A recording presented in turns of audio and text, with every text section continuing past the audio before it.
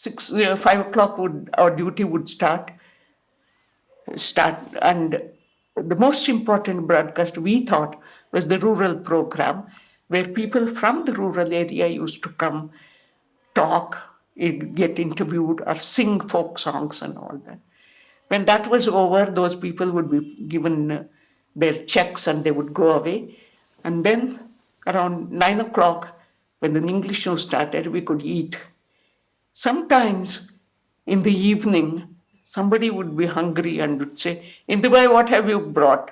So whatever I have brought, I give. After a while, somebody else comes, and around 8 o'clock, all the boxes would be empty. 9 o'clock, we are hungry. So I asked Dataram, the peon who was working with us, please will you go and buy something? Dabba do. So there was one colleague, Agarwal, we'll ask Shanti Prasad Agarwal, please give your dabba so that he can go and... No, I won't give. He will bring something with onion in that. I can't use that dabba. So you give me the dabba, I'll buy you a new dabba. That was the kind. Then he would go and buy something, we would eat at it. 10 o'clock, 11 o'clock, we had to wind up everything, then go home. The official cars would be there. So I remember once,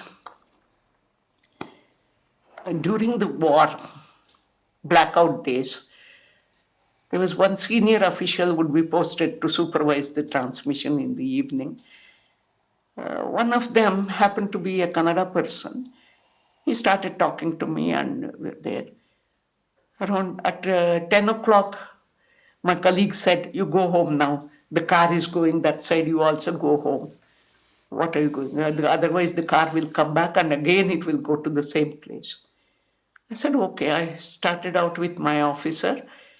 We went there, and he told the driver, Madam ko pehle chhod do.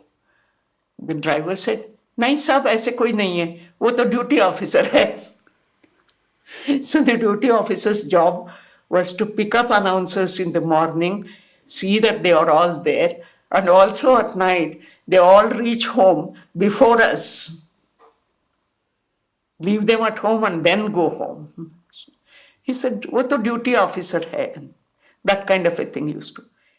But those were the most important days in my radio time, I should say.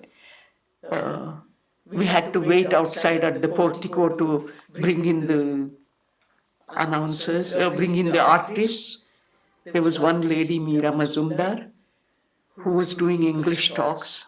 She always had important talkers, like secretaries to government or MPs or ministers. She would say, come and stand with me.